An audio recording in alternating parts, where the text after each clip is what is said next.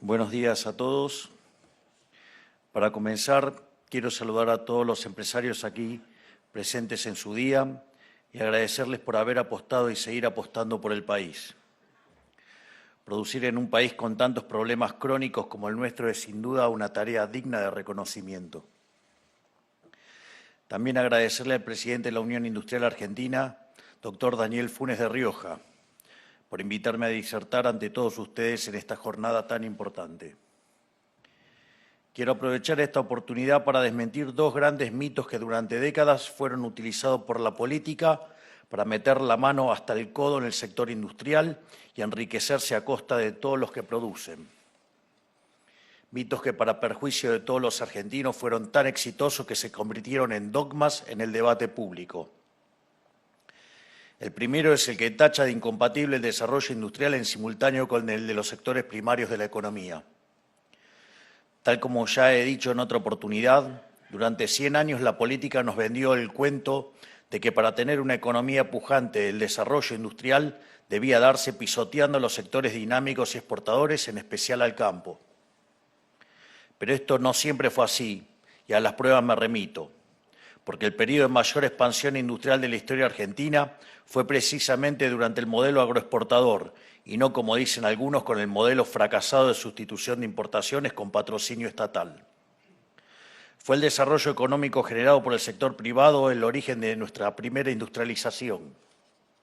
Lo mismo ocurrió en la década del 30, cuando el mercado argentino naturalmente desarrolló para abastecer la demanda que no podía abastecer Europa, destrozada y descapitalizada tras el crash del 29.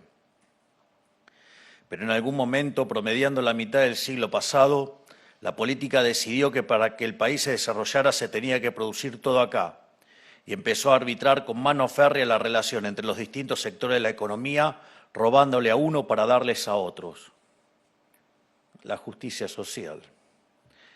La industria quedó subordinada a la sobreprotección del Estado en formas de créditos, subsidios, exenciones tributarias, barreras aduaneras y aranceles de todos los colores para competir en el mercado local. Dijeron que era para industrializar el país, que había que ayudar a los sectores industriales a competir con las manufacturas importadas. Prometieron que con el tiempo lograrían competir de forma genuina de igual a igual y que así habría más y mejor trabajo. Pero paradójicamente se volvieron cada vez más dependientes del Estado, que a su vez dependía de las exportaciones agropecuarias para financiar todos esos beneficios, y se generó una relación de tutela viciosa con el Estado que arrastramos hasta el día de hoy. La consecuencia es que para proteger a la industria se le robó el campo, y esa protección lo único que generó es un sector industrial adicto al Estado. Esta es una de las raíces de las crisis económicas estructurales que padecemos hasta tantas décadas. 100 años de insistir con estas ideas terminaron, en primer lugar, arruinando a nuestro potencial exportador, castigando el campo con trabas e impuestos y directamente impidiendo el desarrollo de otros sectores exportadores en los que deberíamos ser protagonistas globales, como es la industria del cobre. En segundo lugar, perjudicaron a todos los argentinos, porque nos obligaron a pagar más caro por productos de peor calidad, aumentando el costo de vida y reduciendo la capacidad de ahorro y, en consecuencia, la capacidad de inversión de todos. Y por último, a pesar de tanto llenarse la boca hablando de política industrial, terminaron perjudicando directamente a gran parte de la propia industria.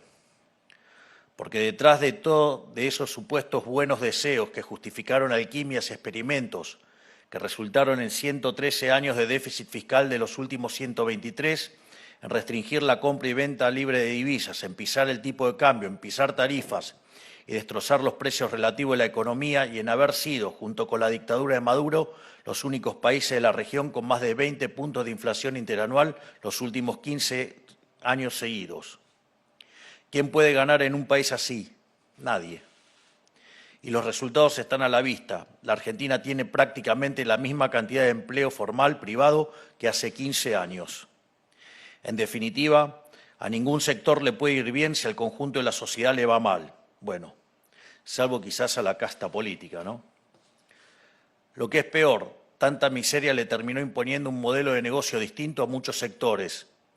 Ya no se trataba de pensar cómo producir más, mejor y más barato, sino de ver cómo acceder a la mayor cantidad de ventajas y prebendas posibles de parte del Estado para poder sobrevivir. Lo que estoy tratando de decir con todo esto es que las supuestas políticas de desarrollo sectoriales a costa de una macro destrozadas están condenadas a fracasar. Y peor aún, están condenadas a producir aún más el problema de fondo.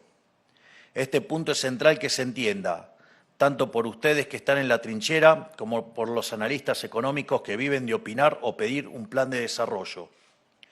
Todo lo que los argentinos estamos acostumbrados a escuchar en materia económica es lisa y llanamente una estafa que solo sirve para beneficiar a algunos en detrimento de todos. Recomiendo enfáticamente un comentario que anda dando vuelta de el brillante Claudio Suchovicki sobre el hombre que calculaba. No se lo pierdan porque les va a aclarar mucho sobre la estafa que han vendido los políticos. Quitarles a unos para darles a otros no es una política económica. Es un robo que encima destruye la economía en el largo plazo. Así que sepan que cuando alguien les habla de potenciar la industria, mientras emite dinero por 13 puntos del PBI en un año, mientras pisa el tipo de cambio hasta 1/3 de su valor de mercado, mientras autoriza importaciones a pesar de que no están los dólares, esa persona no es proindustria, esa persona es un estafador y punto. Yo se los digo. ¿Saben cuál es la mejor política industrial? Tener una buena política fiscal y monetaria, honrar las deudas y recuperar la credibilidad del país para que desde afuera confíen en que si nos venden les vamos a pagar. ¿Saben cuál es la mejor política industrial?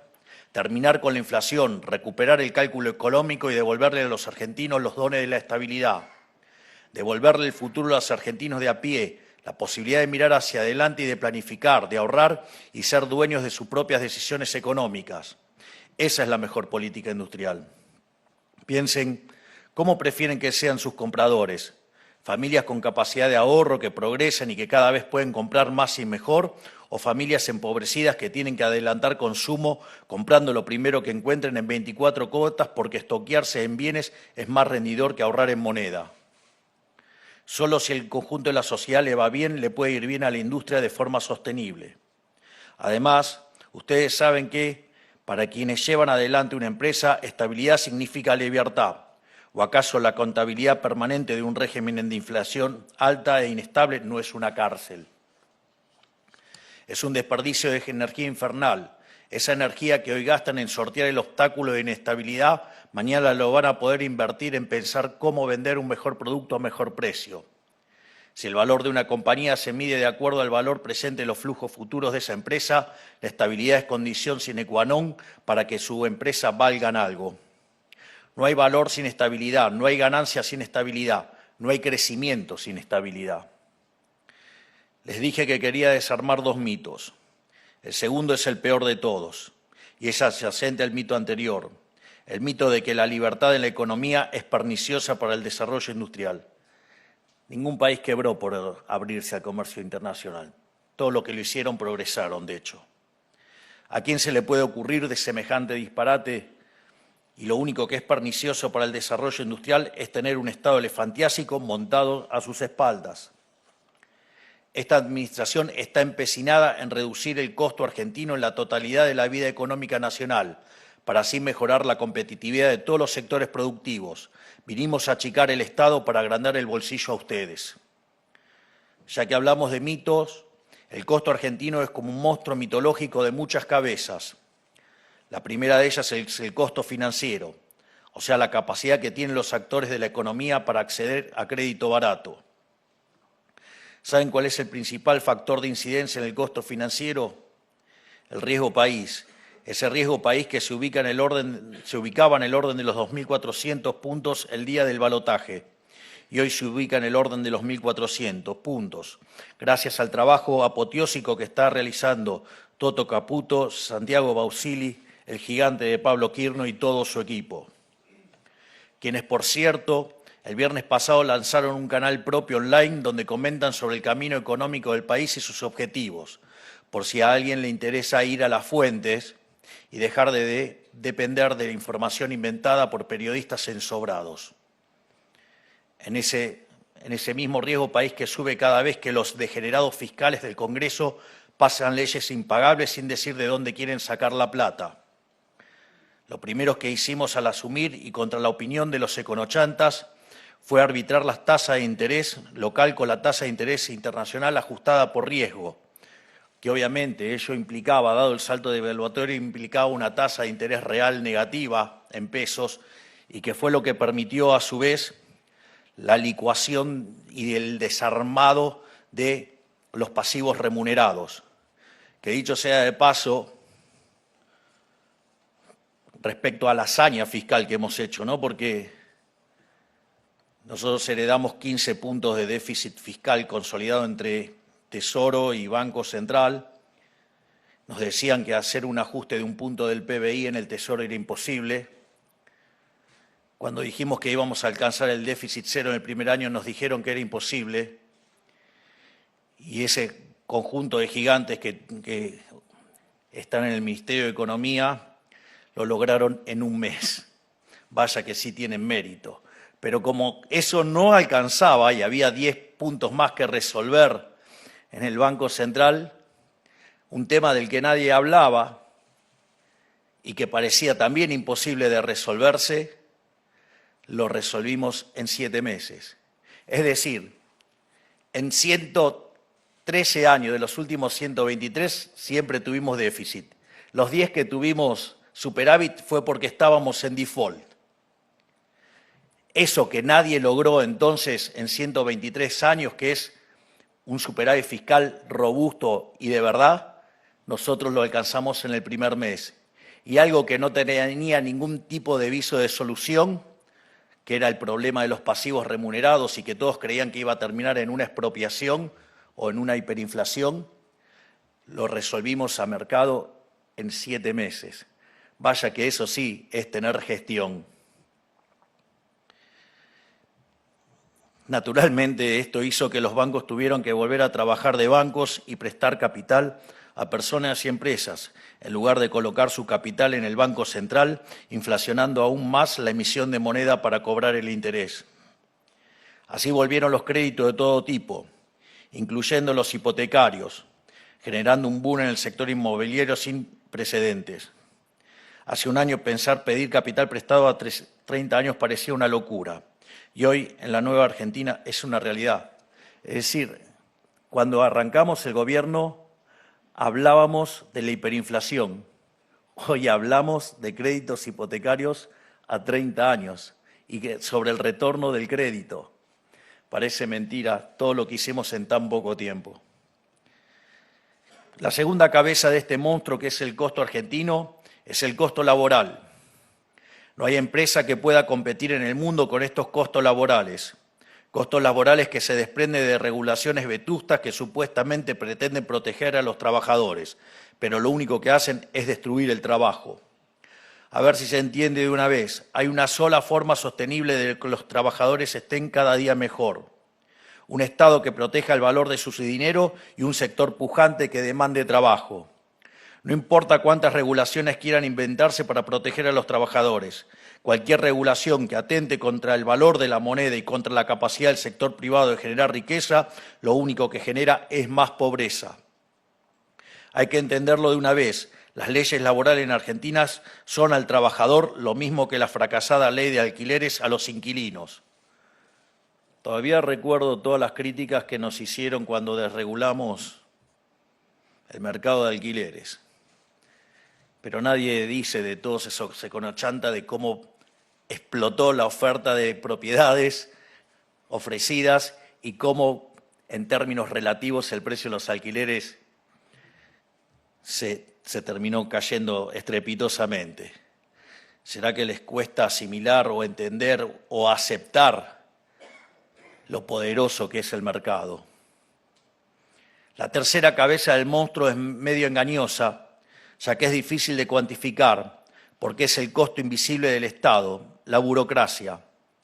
O dicho de otra manera, el costo de la máquina de impedir, el costo de oportunidad que representa el dejar de trabajar para ir a perder tiempo a una oficina y pagar un sinsentido de aranceles, tener que pasear por los pasillos de la administración pública pidiendo sello sobre sello para poder producir. Los impuestos son una clara demostración de este fenómeno. En Argentina tenemos cerca de 190 impuestos, de los cuales 10 recaudan más del 90% del total de la recaudación. O sea que hay cerca de 180 impuestos que no llegan a recaudar ni el 10% de la recaudación. Estos impuestos nos generan un daño económico directo. Su efecto es casi marginal.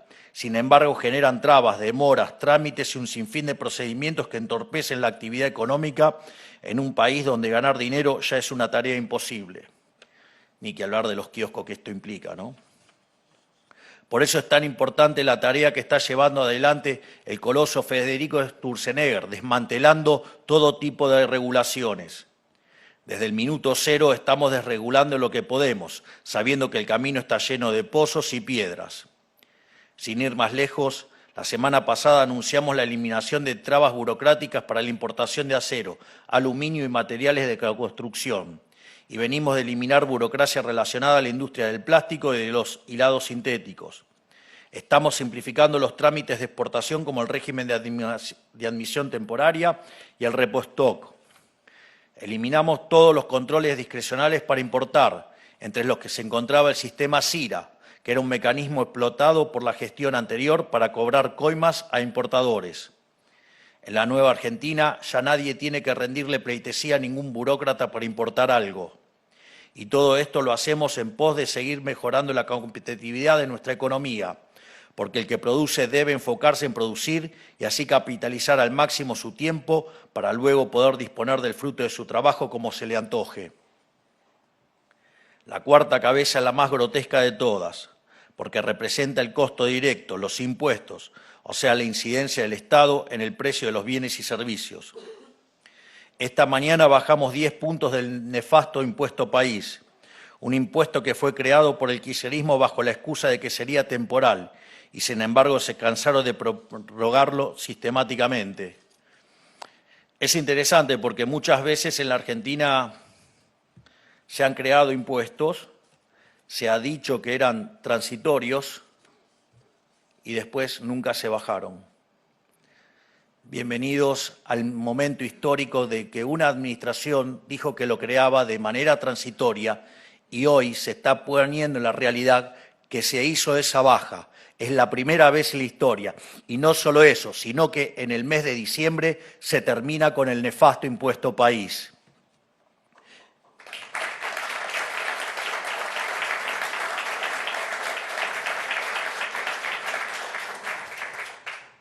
Hay una frase de Milton Friedman que decía que no había nada más permanente que un aumento transitorio del gasto público y en realidad como ustedes eso lo tienen que financiar porque...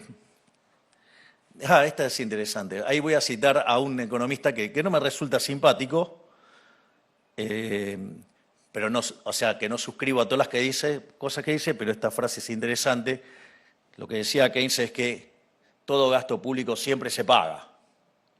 Es decir, o lo van a pagar con emisión monetaria, generando inflación, generando impuesto inflacionario, o lo van a pagar con deuda, que son impuestos futuros, es decir, estafando a las generaciones venideras, a nuestros hijos, a nuestros nietos y demás, o lo pagan con impuestos explícitos, pero siempre se paga. Por lo tanto, dada la frase de Friedman, digamos, no hay nada más permanente que un impuesto transitorio, salvo que se trate de un gobierno liberal que dice que va a bajar los impuestos y efectivamente lo baja. Es decir, con nosotros eso se acabó, así como esta mañana lo bajamos un 10%, en diciembre lo vamos a eliminar por completo, impulsando así una baja en los precios de los productos importados. Cabe destacar que entre los productos importados se encuentra un sinfín de insumos productivos, o sea que esta medida ayuda a bajar costos operativos, mejorando la competitividad de nuestra industria. Los genios de la sustitución de importaciones nunca se dieron cuenta de que el 80% de las importaciones son insumos productivos y que encarecerlos a dedo solo es perjudicial para la población argentina. Hay que terminar con la creatividad de los burócratas. Lo único que logran es convertir a Argentina en un infierno tributario y en una multiplicación de kioscos, ¿no? Así como bajamos el impuesto del país, ya eliminamos las retenciones de más de 5 categorías de carne. También eliminamos derecho de exportación para la industria automotriz y bajamos el impuesto a las transferencias de automóviles. Redujimos aranceles de importación en productos de primera necesidad para distintos sectores productivos. Y estamos recién empezando. Imaginen de lo que somos capaces si mejoramos nuestra competitividad. La lista de curros, kioscos y burocracias que le complicaban y le siguen complicando la vida a la gente de los argentinos es infinita. Entre ellos se encuentra la quinta cabeza del monstruo que vinimos a combatir, el costo asumido por todos los argentinos para cuidar los negocios de los amigos del poder. Un ejemplo claro es el caso de Starlink, cuya entrada permitimos ni bien asumimos, mejorando la conectividad en toda la patria rural a costo cero. O el caso de la vacuna contra la fiebre aftosa, cuya importación habilitamos hace unas semanas, garantizando una mejor competitividad y reducción de costos en la producción de carne. Pero al igual que la hidra de la mitología griega, cuando cortás una cabeza de este monstruo, aparece otra. La sexta cabeza del monstruo vendría a ser lo que nosotros llamamos el costo de la representación forzada. Es decir, que el Estado te imponga una representación a la cual debes rendirle tributo, como por ejemplo el SADAIC, a quien le cortamos el curro la semana pasada, o a los sindicatos que se mueven en autos de lujo con chofer a costa de que sus representantes no puedan ni pagar el colectivo. A los gerentes de la pobreza, quienes administraban asignaciones sociales de las más vulnerables y los obligaban a marchar por sus propios intereses bajo la amenaza de cortarles el plan. Podría pasar todo el resto de la semana enumerando cosas que quedan por corregir, pero quiero detenerme en el costo más importante de todos. La cabeza principal de este monstruo mitológico que venimos a destruir, el déficit fiscal, o sea, el gran impuesto encubierto. ¿Por qué un impuesto encubierto? Porque si el déficit se paga con emisión monetaria, se termina pagando con impuesto inflacionario, mientras que si el déficit se financia con deuda, se termina pagando con impuestos futuros, es decir, una carga para las generaciones futuras. Si hay algo que dejamos claro y nunca nos vamos a cansar de repetir, es que nosotros vinimos a bajar impuestos, no a subirlos, y que el superávit fiscal para esta gestión es innegociable. Ese es el pacto que hice con el pueblo argentino, entre nosotros, cuando nos eligió en las últimas elecciones, y eso es lo que vinimos a cumplir. Es decir, vamos a bajar impuestos, no vamos a negociar el resultado fiscal. El subtítulo es: vamos a seguir bajando el gasto público. Y eso que parecía imposible, el gasto público en el Tesoro Nacional, en términos reales, en lo que va del año, cayó 30%. Es decir, para encontrar recortes y ajustes como lo que ha hecho Argentina, solamente pueden ser observados después de la Segunda Guerra Mundial. Y aún así, nuestro ajuste sigue siendo el más grande de la historia. Aún nos queda mucho trabajo por delante, sabiendo que cada paso, por pequeño que parezca, representa un peso que le quitamos de encima al sector privado. Me gustaría destacar que nada de esto sería posible sin el titánico trabajo que están haciendo los equipos del Ministerio de Economía y el Ministerio de Regulación, que al igual que Hércules aceptaron la gesta heroica de exterminar este monstruo de muchas cabezas, este leviatán empoderado que ha sido la causa de todas nuestras penurias como argentinos. La única diferencia es que en vez de una espada, les he dado una motosierra. Poco a poco, todos estos esfuerzos, tanto en el plano de corregir la macro como en el plano de las reformas estructurales, se están traduciendo a mejores palpables en la actividad económica. Sin ir más lejos, el último julio fue un mes récord en la venta de autos, la mayor venta registrada de autos desde 1995. En el sector energético ya revertimos 13 años de déficit, con proyecciones muy alentadoras para los años venideros. Los primeros 6 meses de este año marcaron el superávit comercial en un semestre más alto de la historia del país. En julio las exportaciones crecieron casi un 20% respecto al año anterior. Si quieren ver un ejemplo claro de qué pasa cuando se reduce el costo argentino y se aumenta la libertad, miren al RIGI, que se reglamentó hace unas semanas a pesar de solo contar con 37 diputados y 7 senadores, y ya esperamos inversiones por más de 50.000 millones de dólares. Encima mejoramos el pago a importadores y actualmente estamos pagando el 90% de las importaciones versus el 15% que se pagaba en noviembre de 2023.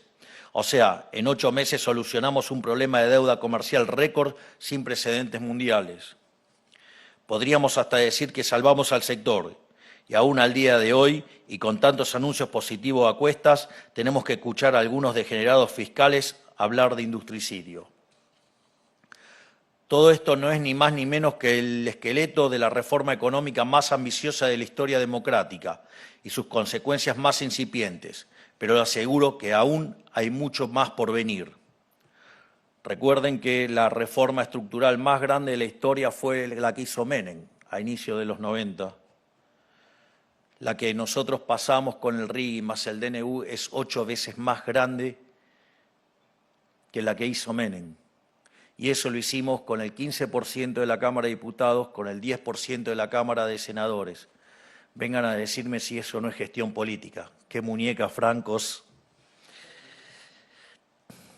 Quiero detenerme especialmente en reconocerle y agradecerle a los aquí presentes la generosidad y buena fe que han tenido con nuestro proyecto de país. Han sido pacientes sobrellevando estos 9 meses de gobierno, que yo sé que han sido arduos, y han sido valientes en acompañar junto al resto de las cámaras empresariales cuando celebramos el Pacto de Mayo en Tucumán, porque eligieron apoyar un programa profundamente liberal y los principios a los que suscribieron indican un cambio de rumbo absolutamente profundo. Implica dejar atrás ideas económicas y arquitecturas regulatoras dañinas, pero profundamente arraigadas en el entramado productivo y comercial argentino. Y a esta altura creo que debe haber poca gente con dudas, para bien o para mal, de que nosotros lo que decimos lo hacemos. En definitiva, esta gran gesta que nosotros llamamos la guerra contra el costo argentino necesariamente va a implicar una transformación en el sector industrial. Y muchas veces las grandes transformaciones generan incertidumbres e incluso miedo. Pero no hay que tenerle miedo al cambio, porque 100 años de colectivismo nos enseñaron algo, es que los argentinos tenemos la capacidad de sacar agua de las piedras y emprender aún en las peores condiciones. ¿O les parece casualidad que a pesar de ser el país de la región con menor inversión extranjera de los últimos 15 años, seamos al mismo tiempo el que más unicornios per cápita tiene? Si pueden perseverar en condiciones de adversidad, con impuestos leoninos, regulaciones absurdas y costos altísimos, imagínense lo que pueden hacer sin la bota del Estado en el cuello. Les digo, anímense a innovar y a competir, porque no hay fuerza de la naturaleza más grande que un argentino queriendo hacer plata. Y con el aumento en competitividad que traerán las reformas profundas que estamos emprendiendo, va a haber un boom industrial genuino que todavía no podemos ni siquiera imaginar. ¿Esto quiere decir que todos van a ganar? No, porque eso sería mentir. De hecho, Schumpeter hablaba de la destrucción creativa. Así es que cuando aparecen estos procesos, algunos progresan, otros se adaptan y es cierto que algunos también quedan en el camino, pero el sistema da las posibilidades para reconvertirse, ya sea para ir por la revancha o sumarse en otro lado. Aquí tenemos que ser sinceros, somos pocos y nos conocemos bien.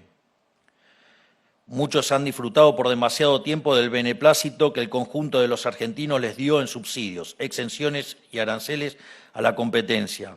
Tuvieron décadas de cazar en el zoológico, amparados en el cuento de preparar su matriz productiva y modelo de negocios para poder competir en su propia ley.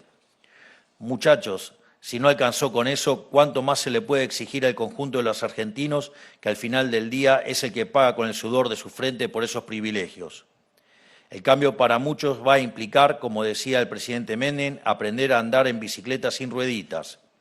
La mayoría seguramente va a hacer equilibrio, precisamente porque la reducción en el costo argentino compensará la eliminación de beneficios que eran perniciosos para el conjunto de la sociedad. La realidad misma va a separar la paja del trigo, o dicho en criollo, a los que no están o los que no necesitan el curro para vender, les va a ir bien. De nuestra parte tienen el compromiso de que vamos a hacer lo máximo posible para que la transición del modelo de la decadencia al modelo de la libertad no deje empresas ni laburantes afuera. No lo vamos a dejar tirados. Vamos a abrir la economía cuando estén dadas las condiciones estructurales para que las empresas competitivas sean lo más competitivas posible. Como digo siempre, nuestro programa económico tiene etapas que están asignadas por el cumplimiento de objetivos y no vamos a apurar los tiempos de ninguna decisión si no están dadas primero las condiciones para que esa medida tenga éxito. Para finalizar, sepan que en mí van a encontrar un aliado del sector privado. Son ustedes, junto a su esfuerzo, los que empujan para adelante, generan riqueza y puestos de trabajo. El Estado no genera ni riqueza ni trabajo. Cuando el Estado genera riqueza, lo hace para los políticos. Cuando el Estado genera trabajo, lo hace para sus amigos. Los únicos que generan riqueza y trabajo son los empresarios, apostando su capital para obtener un beneficio. Y cuando consiguen beneficios es porque le están arreglando la vida a la gente. Cuando un empresario gana dinero, es un benefactor social porque le está arreglando los problemas a la gente. Y cuanto más dinero ganen, mejor, porque quiere decir que son verdaderamente benefactores sociales. Nosotros lo que sí podemos hacer, y ya estamos haciendo, es remover todos los obstáculos que se encuentran en el camino, con la visión de hacer de la Argentina el país más libre del mundo. Porque la Argentina, los argentinos y sus empresas tienen todo lo necesario para competir de igual a igual con los mejores. Sabemos cómo hacerlo y no tengo ninguna duda de que lo vamos a lograr. Por eso, que Dios bendiga a los argentinos y que la fuerza del cielo los acompañe. ¡Viva la libertad, carajo! Muchas gracias. Han sido las palabras del señor presidente de la Nación, doctor Javier Milei.